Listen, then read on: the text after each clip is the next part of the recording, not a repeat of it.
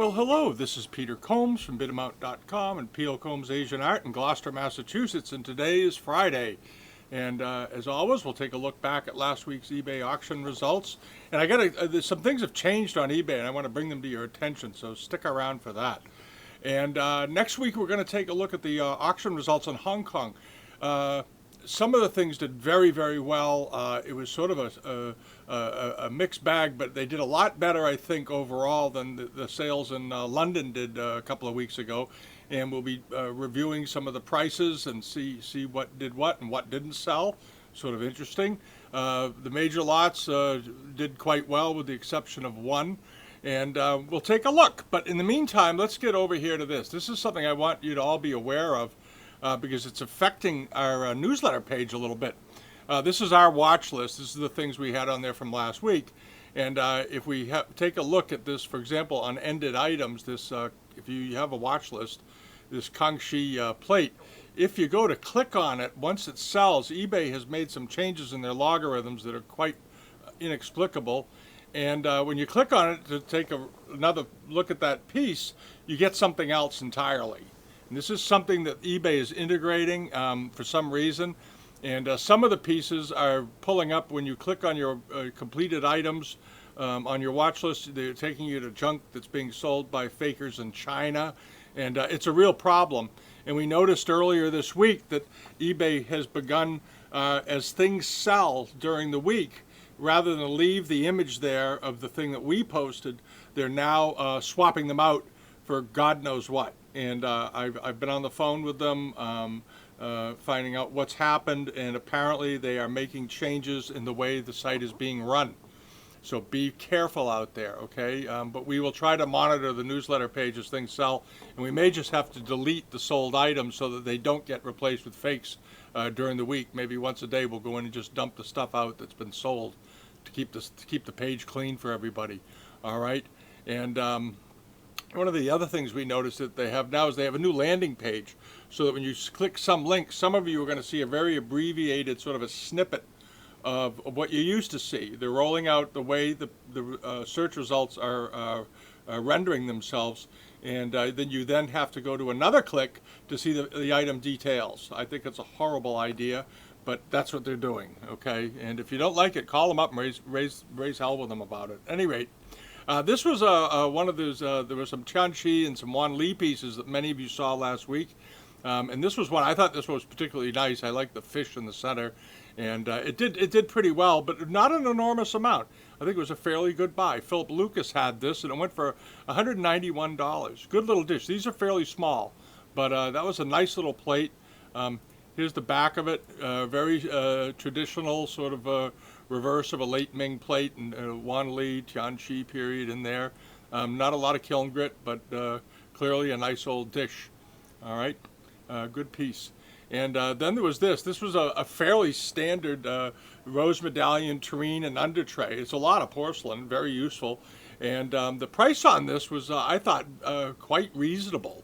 It went for just $473. Not bad, okay?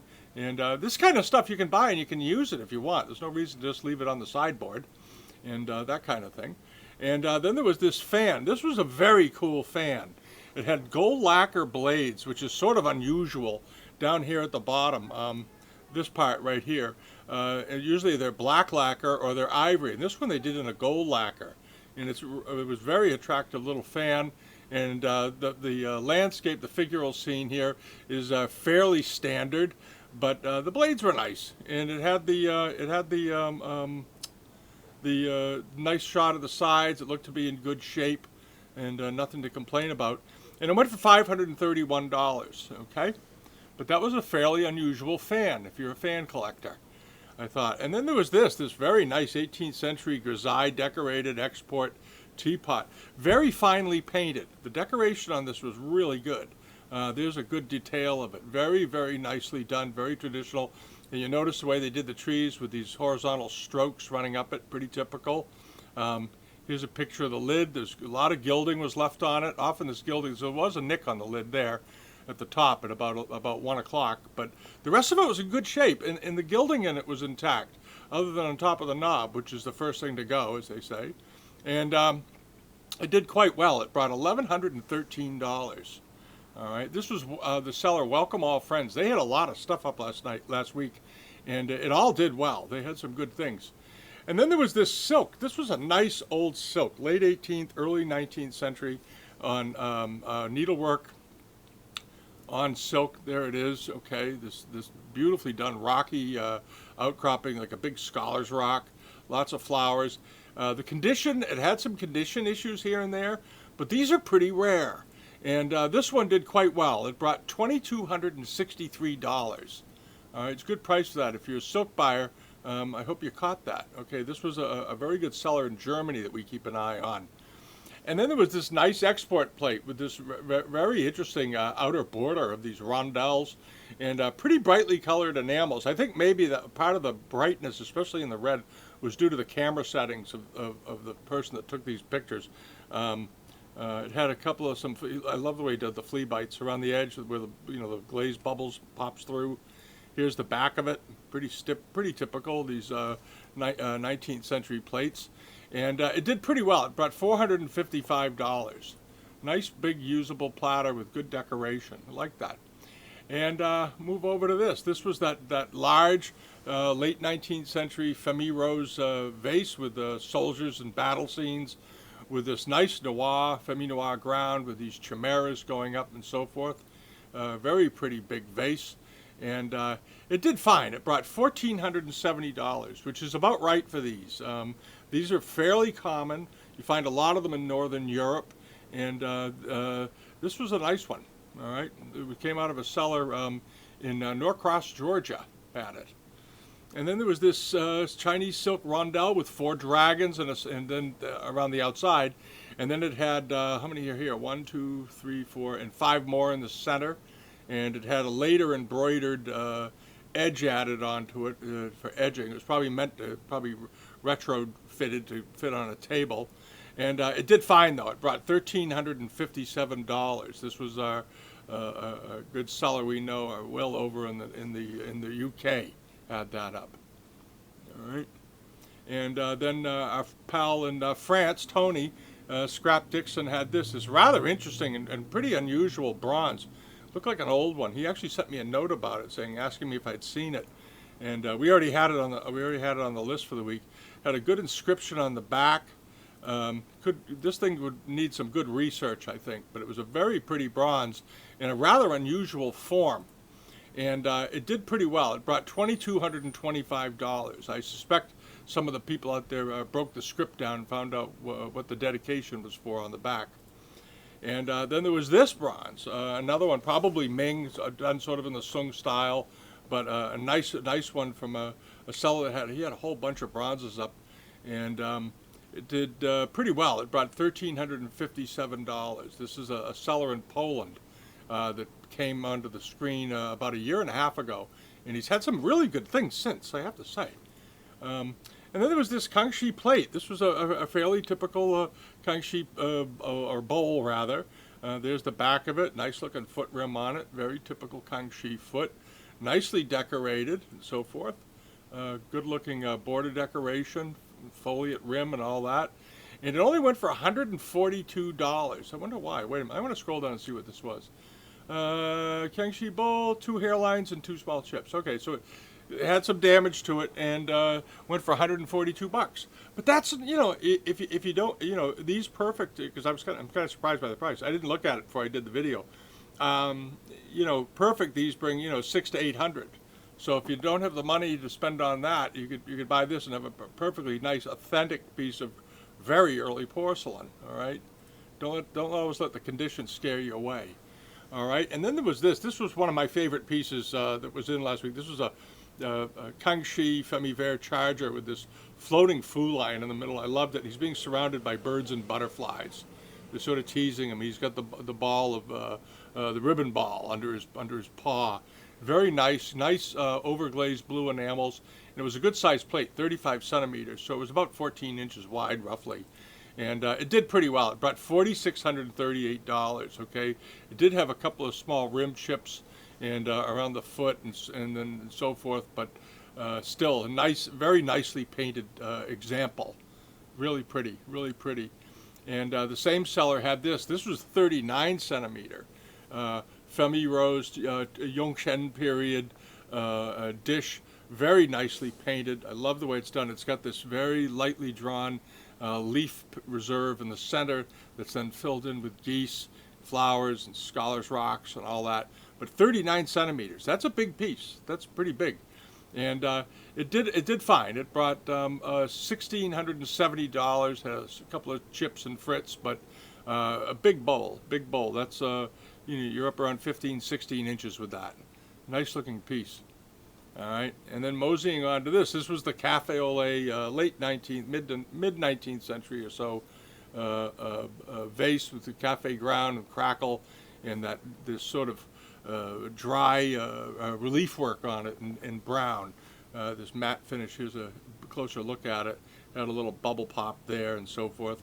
Here's the bottom of it. Pretty typical. You've seen this base is sort of ubiquitous with these, but the vase itself was quite well done. And I think this was a pretty good buy. It was in excellent condition overall, and it only went for $630, which I think is pretty good. That doesn't strike me as a tough price. And how big was this thing? Did they put the dimensions in here? Sometimes these guys leave out the dimensions. They just put a quarter or something in the picture. Say, well, that'll do it for you. I don't see the dimensions on it anywhere. But at any rate, it looks like it's probably about 12 to 14 inches tall. All right. And then there was the rank badge. This was a nice old rank badge, mid-19th century example, but very nice, glossy silk, thickly threaded and woven with bats and the ascending phoenix and all that. And here's another look at it. Good looking silk on a good solid dark blue ground. And it went for a pretty good price, $660. But it was a nice piece. This sort of gimp around the outside that they put on these was not original, obviously, but nice looking example, all the same. And then over to this was that Kangxi square vase that I commented on it last week because I liked it, especially because it still had its lid. You see these vases around, and usually the corners are heavily fritted running down the sides where the edges met, because these were slab constructed and then glazed, and sometimes where the two slabs come together, the two flat pieces of porcelain, little air gets in there and things. When they fire them, they tended to frit and bubble off. Here's a picture of the top. The lid had a little bit of fritting around it, that's for sure, but it had its lid. That's a big thing. And it did pretty well. It brought $3,471. Okay, and I suspect that's because it was in quite good shape for these, not all fritted and banged up like so many are, and it had its cover. All right, and now let's take a look over. These are the things that are closing this weekend. There's a bunch of things up. There's a lot of robes. If you're a robe buyer, boy, there's some stuff to look at. And there's several dragon robes, lots of rank badges and that kind of thing. What's this page here? Okay, and I wanted to mention that, oh yeah, this is the other thing I wanted to mention. We've added something over on the forum page and as a link off the newsletter page. We found this nifty little program that helps us look for things and allows us to post them right onto the site. And these are things that we have just found in the last day or so, okay? And it's you can find that page off the newsletter page. If you click the newsletter page and scroll down to here, this one right here, Chinese Asian art, we just called it the BidAmount Extra, okay? And we also have over on the forum page, we've also added some stuff from Catawiki. We're going to start maybe sharing more of their things, because this is stuff that's over at Catawiki, and they look like they're getting better and better stuff. And we also have the same thing on the forum at the bottom, if you haven't noticed it. Every day or two we update it and we add things that we came across during the week, and we found this program that does it for us. So it's easy to do, and I think there's 130 or 40 items here. So check it out. We're going to try to keep that updated, find a way to run an update on it every day. Okay? Now, over to other things that are closing in the next week and weekend and so forth, is this. This is a nice little Fulian candlestick holder. It's export. Coast to Coast Antiques here in New England has it. And I wanted to mention Josh Chamberlain, Juice 1499. He has a sale starting, I believe, next week. I'm waiting to hear from him, see if he's got some pictures to share. And then there's this very nice green silk embroidered, it's a panel, but really, this looks like a pretty old one to me. This is a nice old one. And this closes in a couple of days. It's up to $60. And as I said, there's some dragon robes. There's this one, and then there's a nice looking export tea caddy that's only up to $26. That's a good one. It's got the scrolly base. There's a nice little kendi on here. It's got a little issue up here around the neck, as you can see, but it's a good looking one and perfect. These things are nowadays bringing, $1,600 to $3,000 a whack, so you might get a bargain on that. And this is something we have up. We threw that in. What the hell? Why not? I bought a load of Canton, rose mandarin and rose Canton and that sort of thing from a family here in Massachusetts last week who are downsizing. And they had some nice things. Everything they bought came from Shreve, Crump and Low in Boston. And then there's this. This is up. This nice export piece, very beautifully done. There it is. Okay, it was originally part of a set apparently. And this one's up to, this is that Chinese Coast Summit Suki ware. It's up to $246. This particular seller, Hughes 7873, doesn't sell often on here, but when he does, he comes in with some, usually always really fine quality blue and white. And we're going to be featuring some of his things this week because he gets good things, and in the end, they always do very well. And then there's this Chengshi Klempitz bowl.